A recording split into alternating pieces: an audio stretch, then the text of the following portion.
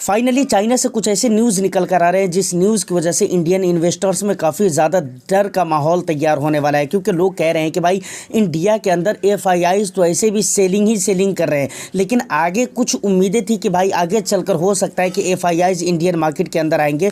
लेकिन चाइना कुछ ऐसा गेम तैयार कर रहा है, कुछ ऐसा प्लान तैयार कर रहा है जिसकी वजह से ऐसा हो सकता है कि इन्वेस्टर्स इंडिया के अंदर नहीं आएंगे, इंडिया में निवेश नहीं करेंगे। हो सकता है वो फिर से चाइना में चले जाएंगे, क्योंकि आपने देखा होगा कि काफ़ी टाइम से चाइना की मार्केट जो बहुत ज़्यादा ठंडा पड़ा हुआ था, लेकिन स्टिमुलस पैकेज की वजह से वहाँ पर बहुत अच्छी खासी हरियाली देखने को मिली थी। लेकिन उसके बाद इन्वेस्टर्स यानी फॉरेन इंस्टीट्यूशनल इन्वेस्टर्स अपने पैसे को निकालने लगे और वो गायब होने लगे वहाँ से। तो फिर से वहाँ की इकोनॉमी वही जगह पे जा रही है जहाँ से वो उठी थी, फिर उसी रेंज में आने को वो तैयार है, फिर उसी लेवल पर आ जाएगी जिस सुस्ती के साथ चाइना की इकोनॉमी चल रही थी। तो चाइना की सरकार ये चाहती है कि भाई हम अपनी इकोनॉमी को, अपने मार्केट को लेवल में लाए, और लेवल में रखने के लिए कुछ ऐसे वो प्लान तैयार कर रहे हैं। क्या प्लान तैयार कर रहे हैं उसके ऊपर भी बात होगी, प्लस आज की मार्केट के ऊपर भी हम बात करेंगे। वीडियो ऑफ कोर्स बहुत डिटेल्स में होने वाली है, तो बस एक लाइक कर दीजिए, शेयर कर दीजिए। चैनल को अगर अभी तक आपने सब्सक्राइब नहीं किया है तो चैनल को ज़रूर सब्सक्राइब कर लीजिए, क्योंकि इस तरह के इंटरेस्टिंग कंटेंट मैं आपके लिए लेकर आता रहता हूँ। सबसे पहले अगर मैं बात करूँ आज की मार्केट की, तो भाई मार्केट की सेंटीमेंट जो है वही है, और मार्केट के अंदर अच्छी खासी गिरावट इस टाइम पे देखने को मिल रही है। 10:02 हो रहे हैं, लेकिन लास्ट टाइम पे कैसा रहता है ये देखने वाली चीज़ होगी। तो मैं तो भाई यही कहूँगा कि भाई इसको पॉजिटिवली लेना है, और आप अपने पोर्टफोलियो को लेकर अगर बेफिक्र है, यानी मेरे कहने का ये मतलब है कि अगर आप अपने पोर्टफोलियो की तरफ से बेफिक्र है, मतलब ये है कि भाई अगर आपको लगता है कि भाई पोर्टफोलियो बनाने में और डिज़ाइन करने में, एलोकेशन करने में अगर मैंने किसी तरह की कोई गलती नहीं करी है, तो बिल्कुल आप बेफिक्र होकर रहें, और हो सके तो गिरावटों का फ़ायदा उठाए। मतलब कुछ पैसे वगैरह हो तो आप ऐड करिए, अपने रिस्क के अकॉर्डिंग ऐड करना है। अब ये मत सोचिए कि कहाँ पर ऐड करें, कहाँ पर छोड़ दें। अपने रिस्क के अकॉर्डिंग आपको ऐसा लगना चाहिए कि भाई आने वाला टाइम में अगर और भी गिरावट होती है तो हम जो ये पैसे ऐड कर रहे हैं, हम इन तमाम तर पैसों पर गिरावट को झेल सकते हैं, रिस्क को झेल सकते हैं। तब ऐसी जगह पे आप निवेश करिएगा, समझ रहे हैं। बाकी अगर पैसे नहीं है तो कोई दिक्कत नहीं है, पोर्टफोलियो से बेफिक्र है, आप अपने इन्वेस्टमेंट के साथ बने रहें।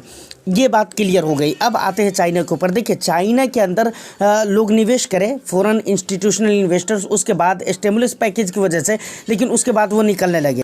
तो चाइना की सरकार ये प्लान तैयार करी कि फॉरेन इंस्टीट्यूशनल इन्वेस्टर्स हमारे देश के अंदर से निकलना नहीं चाहिए, क्योंकि एक बात आप याद रखिए, कभी भी उस बीच में सितंबर अक्टूबर से पहले इंडियन इन्वेस्टर्स को भी ये गलतफहमी हो गई थी कि भाई अब हमें विदेशी निवेशक की ज़रूरत नहीं है, हमारे इंडिया के अंदर खुद डोमेस्टिक इतने इन्वेस्टर हो चुके हैं कि भाई सिर्फ हमारे इंडियन इन्वेस्टर्स ही मार्केट को संभाल लेंगे। लेकिन ऐसा नहीं है। देखिए कभी भी किसी भी देश की मार्केट के लिए एफआईआईज का निवेश बहुत ही ज़्यादा इंपॉर्टेंट होता है।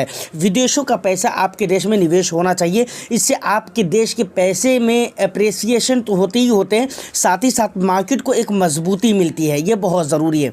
तो चाइना की सरकार यही चाह रही है। अब चाइना की सरकार देखिए असल में अब प्रॉब्लम क्या है, वो प्लान तैयार क्या कर रहे हैं वो आपको ऑटोमेटिक समझ में आ जाएगा। सबसे पहले वहाँ का प्रॉब्लम समझिए।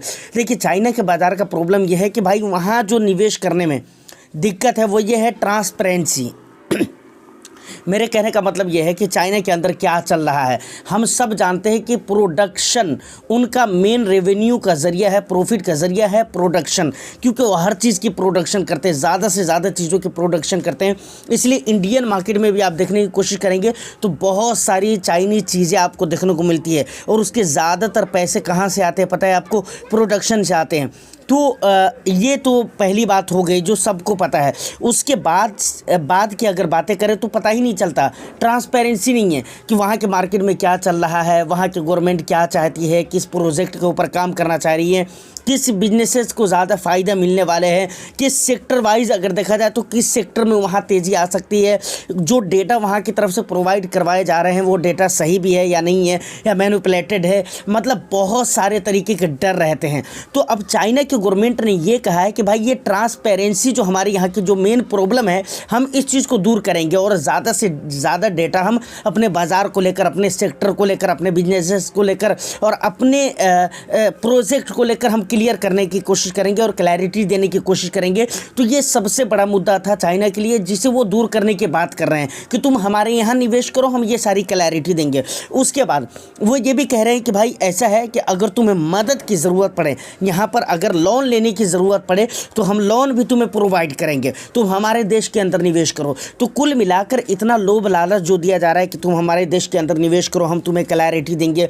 उसके बाद सेक्टर वाइज हमारा किधर फोकस रहेगा ये भी हम बताएंगे। उसके बाद हमारा किस प्रोजेक्ट के ऊपर काम होने वाला है, या फिर अगर तुम्हें निवेश करने के लिए पैसे चाहिए तो हम तुम्हें वो भी फराहम करवाएंगे। ये सारी जो लोभ लालचें हैं वो सिर्फ और सिर्फ इसलिए है कि चाइना की चलती हुई मार्केट जो अच्छी खासी कभी तेज़ी पकड़ी हुई थी, फिर से वो स्लो डाउन की तरफ जा रहा है और उसके अंदर फिर से तेज़ी लानी है। तो चाइना की सरकार ये सारे के सारे लोभ लालच दे रहे हैं फॉरेन इंस्टीट्यूशनल इन्वेस्टर्स के लिए, ताकि वो आए और उस देश में निवेश करें और फिर से इकोनॉमी भागने लगे। देखिए, सबसे पहले एक बात और भी आपको समझना पड़ेगा कि यूएस के बाद एशिया में जो सबसे बड़ी इकोनॉमी है वो है यूएस की, और दूसरे नंबर पे जो देश है वो है चाइना। तो कुल मिलाकर ये है कि भाई 5वें नंबर पे हमारा देश अभी भी है इकोनॉमी के मामले में। और अभी देखिए रुपया लगातार डिप्रिशिएट हो रहा है, जिसकी वजह से बहुत ज़्यादा प्रभाव पड़ता है हमारी इकोनॉमी के ऊपर, हमारे स्टॉक मार्केट के ऊपर कितना ज़्यादा प्रभाव है। इससे पहले की कई सारी वीडियो में मैंने ये चीज़ें आपको बता चुकी हैं, तो खैर वो चीज़ें बताने की ज़रूरत नहीं है। तो फाइनली अब एक सवाल आता है कि अगर चाइना की सरकार ये सुविधाएँ देती है तो फॉरेन इंस्टीट्यूशनल इन्वेस्टर्स जो हैं वो चाइना में निवेश करेंगे इंडिया के अंदर, क्या वो आएंगे या नहीं आएंगे? तो देखिए, यहाँ पर सबसे पहली बात एक चीज़ आपको समझना पड़ेगा, चाइना का जो मामला रहा है शुरू से लेकर अभी तक, वो चाइनीज़ वाला मामला रहा है। चाहे वो जितनी भी ट्रांसपेरेंसी दिखला दे, चाहे वो जितनी भी सफाई दे दे, जितनी भी क्लैरिटी दे दे, चाइना का मैटर चाइना को ही समझ में आएगा।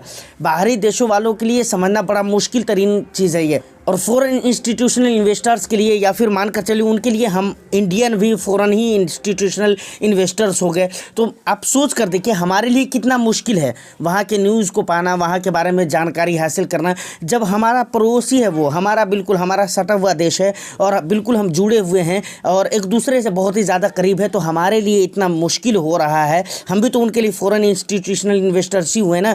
तो हमारे लिए जब वहाँ का न्यूज़ कलेक्ट करना, वहाँ के बारे में जानकारी रखना या वहाँ का डेटा कलेक्ट करना इतना ज़्यादा मुश्किल है, तो जो यहाँ से दूर हैं उनके लिए कितना ज़्यादा मुश्किल हो जाएगा। तो ये ट्रांसपेरेंसी और दूसरी बातें जो है बहुत ज़्यादा काम नहीं आ सकती है। हाँ, एक चीज़ FIIs फोकस कर सकते हैं वो है लोन को लेकर, लेकिन वो भी बहुत ज़्यादा दिनों तक नहीं चलने वाला है जैसा कि मुझे लग रहा है। और दूसरी बात ये है जो सबसे मेन चीज़ है कि भाई चाइना की जो इकोनॉमी है वो ग्रोइंग इकोनॉमी नहीं है, वहाँ ग्रोथ हो चुका है। और ऑफ कोर्स जहाँ पर ग्रोथ हो जाए ना, वहाँ पर ग्रोथ बहुत तेज़ी के साथ नहीं हो सकता, और जब बहुत तेज़ी के साथ ग्रोथ नहीं हो सकता तो भाई बहुत तेज़ी के साथ पैसा भी नहीं बन सकता है। जैसे हम कहते हैं ना कि भाई हमारे यहाँ वैल्यूएशन है, तो भाई वैल्यूएशन वाला मार्केट में पैसे जैसे नहीं बनते, वो इससे ग्रोथ वाले इकोनॉमी में पैसे उतने अच्छे नहीं बनते या उतनी तेज़ी से नहीं बनते, या फिर बनते भी कुछ दिनों तक बनते हैं, बहुत लंबे समय तक वो नहीं चलता है। इस बात को आपको मानना पड़ेगा। लेकिन हमारे इंडिया के अंदर क्या है, इस चीज़ को ज़रा सोचिए। हमारे इंडिया के अंदर सबसे पहली जो मेन चीज़ है वो ये है कि भाई इंडिया एक इमर्जिंग मार्केट है, इमर्जिंग इकोनॉमी है और ग्रोइंग इकोनॉमी है, जिसकी वजह से यहाँ पर लोग पैसे निवेश करना ज़्यादा प्रेफर करेंगे, ज़्यादा पसंद करेंगे। रीज़न वही है कि भाई ग्रोइंग इकोनॉमी है और यहाँ पर जब ग्रोथ आएगा तो लंबे समय तक टिका रहेगा, और यहाँ की मार्केट जब ऊपर जाएगी तो लंबे समय तक जाती रहेगी। समझ रहे हैं ना? जैसा कि पीछे आपने देखा, पीछे तो हमारी मार्केट ने ऐसा देखा, अगरचे हमारी मार्केट के अंदर आज गिरावट हो रही है, लेकिन एक टाइम ऐसा भी था, सोच कर देखे, कि ज़रूरत से ज़्यादा टाइम से पहले और ज़रूरत से ज़्यादा रिटर्न्स हमारी मार्केट ने दिया हुआ था। यही सितंबर अक्टूबर से पहले यही बातें तो हो रही थी ना कि भाई ज़रूरत से ज़्यादा मार्केट ने रिटर्न्स दे दिया है, इसलिए 2025 के अंदर उतने अच्छे रिटर्न्स नहीं बनेंगे। ये अभी भी मैं कहता हूँ कि 2025 के अंदर उतने अच्छे रिटर्न्स नहीं बनेंगे इंडियन स्टॉक मार्केट के अंदर। लेकिन इसका ये मतलब नहीं कि नहीं है बनेंगे, लेकिन जब फिर वक्त आएगा 26 में आए, 27 में आए, या फिर 3 महीना, 4 महीना, 6 महीना, जब भी मतलब जिस महीने के बाद भी आए, तो समझ लीजिए कि इंडिया के अंदर पैसे निवेश होंगे और बहुत ज़्यादा मात्रा में होंगे। और FIIs बहुत अच्छे से इस बात को जानते हैं कि भाई इंडिया एक ग्रोइंग इकोनॉमी है। और दूसरी बात यह है कि इंडिया के अंदर वो ट्रांसपेरेंसी देने की बात कर रहे हैं, और ऑलरेडी हमारे इंडिया के अंदर बहुत ज़्यादा ट्रांसपेरेंसी है, लोगों को अच्छे से क्लैरिटी मिल पाती है, और जो डेटा पब्लिश किए जाते हैं उसके ऊपर किसी तरह का डाउट नहीं किया जा सकता, शक नहीं किया जा सकता कि भाई मैनिपुलेटेड डेटा है या फिर कुछ गड़बड़ी करके ये डेटा दिया गया है, ऐसा नहीं सोचा जा सकता। लेकिन चाइना की फितरत में ये चीज़ है, तो इसलिए वहाँ पर सोचना भी आसान है और ये उनके लिए करना भी आसान है, मतलब चाइना वालों के लिए। तो फाइनली मेरे कहने का मतलब यही है कि तरह तरह के पलायन वहाँ पर बनाए जा रहे हैं, लेकिन टेंशन लेने की ज़रूरत नहीं है। आप इंडिया के अंदर निवेशित हैं, इंडिया के अंदर ही निवेशित रहिए। और मैं बराबर आपको बोलता हूँ फ़ॉरेन फंड के अंदर आपको ऐसे भी निवेश नहीं करना चाहिए। अगर किसी फ़ॉरेन फंड में आपको निवेश करना है तो ज़्यादा से ज़्यादा US की इक्विटी में आप निवेश कर सकते हैं, उसके अलावा किसी देश में जाने की ज़रूरत नहीं, क्योंकि वो न्यूज़ आप तक आती नहीं है और वहाँ की सरकार क्या चाहती है, किस सेक्टर या फिर किस बिजनेसेस को ज़्यादा बढ़ावा देना चाहती है, वो आपको पता नहीं चलती है ना हमको पता चलती है। तो इसलिए मैं आपको बराबर मना करता हूं कि दूसरे देशों की इक्विटी में निवेश करने से बेहतर है कि आप हमारे देश की खुद की इकोनॉमी में निवेश करें, यहाँ की मार्केट में निवेश करें, यहाँ की इक्विटी में आप निवेश करिए और भरोसा रखिए आने वाला टाइम में ऑफ कोर्स इंडियन मार्केट के अंदर पैसे बने थे पहले भी और आने वाले समय में फिर से बनेंगे। उम्मीद करता हूँ कि वीडियो और इन्फॉर्मेशन आपको अच्छी लगी हो। आपका जो भी वैल्यूएबल फीडबैक हो आप मुझे कमेंट सेक्शन में बता सकते हैं। वीडियो को बस एक लाइक कर दीजिए, शेयर कर दीजिए, ये आपसे बहुत उम्मीद रहती है हमारी, और ज़्यादा से ज़्यादा सपोर्ट करें ताकि बी फाइनेंसर जल्दी और जितना जल्द से जल्द हो सके और ज़्यादा आगे तक जा सके। मैं फिर मिलता हूँ किसी नेक्स्ट एंड इंटरेस्टिंग वीडियो में, जब तक के लिए all the best. Thank you for watching.